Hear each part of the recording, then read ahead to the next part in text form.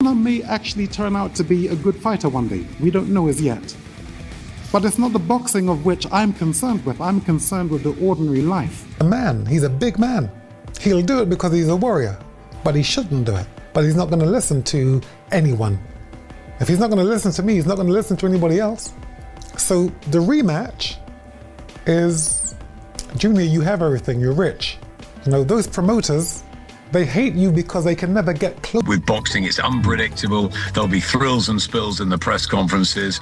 We don't know what's going to happen, but I think we do know that it's round 13, and I think they're going to get down to it, and I think we're going to get another. Chris Eubank, Sir Brutal warning to Conor Benn at press conference hits like a thunderbolt. He's not just talking, he's issuing a warning, a challenge wrapped in raw authority. Benn might have talent, but Eubank Sr. makes it crystal clear. Potential alone won't save him when the storm hits in the ring. Better protected if his father is involved with him, because his father will protect him against the things which happen to him. So when the father's close, the fighter is better protected. This is what I was. Chris Eubank Sr. fires a brutal warning at Conor Benn during the press conference, delivering his words with thunderous authority. This isn't mere talk, it's a declaration. A challenge wrapped in experience and menace.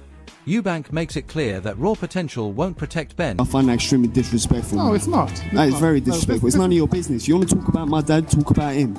Don't talk about me and come with all that. Tell him about my life. I would like. Don't talk about my life in front of these cameras. Conor Benn explodes with intensity, refusing to be silenced or intimidated. His response is sharp, defiant, and personal, defending both his name and his legacy. Every word cuts through the tension like a punch, showing that he's not here to play the role of underdog. Benn's fury signals focus. He's not back. For £8? You better watch out, dreadlocks. You better watch out, because we are come for you. Oh, sorry. It's my mother's tongue again. It comes through. You'd better watch out, because we're not playing. We're real, and we are attacked. You know, I live for this. I've had the fight over 100 times in my head. You know, for me, it's just focusing on the training, you know, removing myself from my comfort zones, my familiarities, my family, and, you know, fully dialing in. You know, I'm not going to allow myself to Chris and go back and forth, and, you know, all that PR is done. I'm excited to get in there and put my hands on him Saturday night. Eddie Hearn shines a spotlight on Eubank Jr.'s relentless training ethic.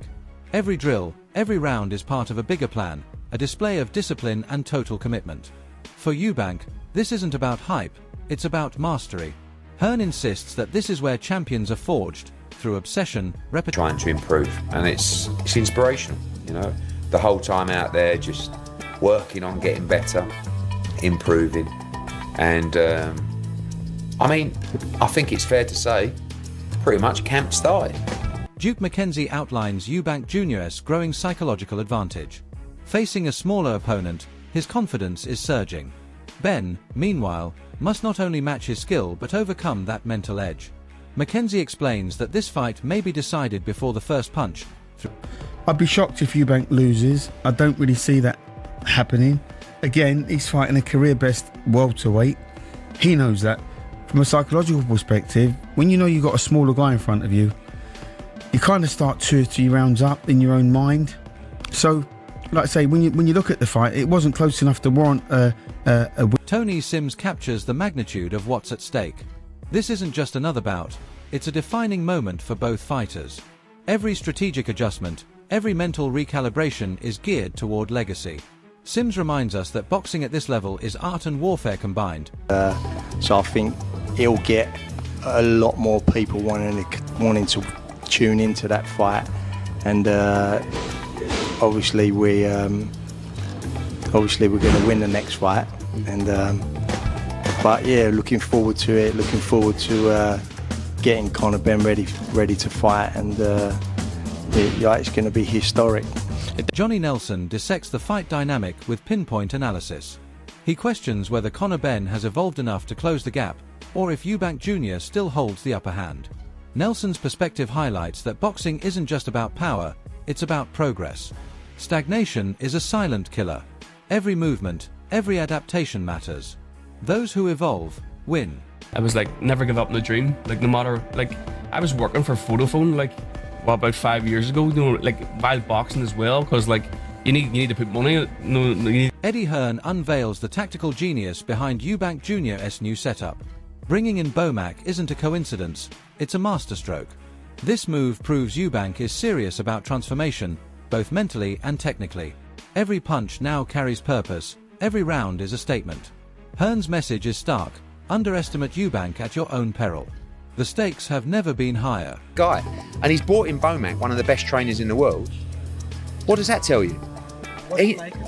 Because he knows he's got to be better. If he's not better this time, he loses. And, he's taking it seriously, and so he should. It's a real... Adolado breaks down the rematch from both a tactical and psychological lens. Ben enters with experience and hunger. Eubank counters with ring IQ and refined strategy. The fight becomes a perfect storm of youth meeting experience. Timing, patience, and ring awareness will be decisive. Tottenham is poised for a night where legacies collide under the brightest lights. The end sort of bigger guy won it. The rematch is going to be interesting, I think. He's now realised that I can hurt that fighter. I've felt the other fighter's power. Next time, I know what's coming. I think he might even do better in the next one. I think he's got a shout to win it. And Eubank's older. I get these fights, but you do want to see Ben, can you kick on to try and win a... Adam Smith emphasises that this is the defining crossroad of Eubank Jr.'s career.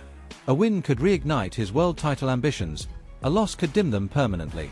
Meanwhile, Ben arrives emboldened, knowing he lasted the distance before.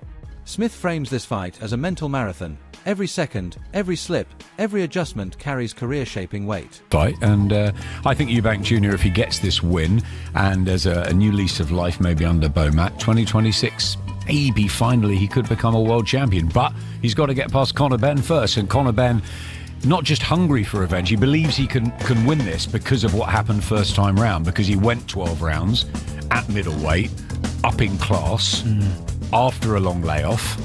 Some people fancy Ben in this. Hamza Shiraz predicts that weight and endurance will dictate everything. Eubank Jr.'s ability to maintain sharpness under a demanding cut is a major question mark. Ben's explosiveness and conditioning could be the equalizer. This insight amplifies the suspense. Every early exchange could alter the fight's tempo. Precision and stamina will define who dominates. What's your prediction, Ben or Eubank? I've got Conor Benn to win inside 6 rounds. I feel like the weight will affect Eubank too much from how it affected him before as well. And it was a hard fight, it wasn't an easy fight. Conor Benn to win inside. George Groves dives deep into Eubank Jr.'s mental landscape, warning of the dangers of success. He explains how reaching career highs can dull the hunger that once drove a fighter. Against a younger, hungrier Ben, that drop in edge could be fatal. Groves makes it clear, mental sharpness must match physical strength, or the balance could swing violently in Ben's favour. I think maybe Conor Benn beats him. I think if I was Eubank, my point was at the time, I was like, mate, you have just climbed your Everest. You've just headlined a stadium, you've beat what is now a rival, spectacular fashion in terms of getting the win with your dad by your side and all the hooting and hollering that went on amongst. You can't top that feeling. I don't begrudge you if you want to earn more money out of the sport, but be careful because you look way past his best. Barry Jones examines the physical toll that awaits both men. Their first clash was grueling. This one promises to be even harsher. Conditioning, timing, and adaptability will be the deciding factors. Jones warns that fatigue and damage from previous wars can resurface. The rematch won't just test power, it will test endurance, grit, and the will to suffer for victory. The fight wasn't a letdown because it was a good fight, but as an event, you won't get a better event than that, and they'll have to go some actually to surpass that or even equal that. Let's just hope they get the same turnout in terms of the numbers, people going through the live gate and watching that fight, because it was a great event. There's no ifs, buts or maybes. You won't get world title fights that actually are a better event. The stage is set. Eubank Jr. versus Conor Benn isn't merely a rematch, it's a reckoning. 2 fighters, 2 legacies, and 1 defining night. Every glance, every jab, every counter will carry the weight of pride and history. Fans across the world are ready. When the bell rings, experience clashes with hunger, control meets chaos, and the sport of boxing takes center stage once again.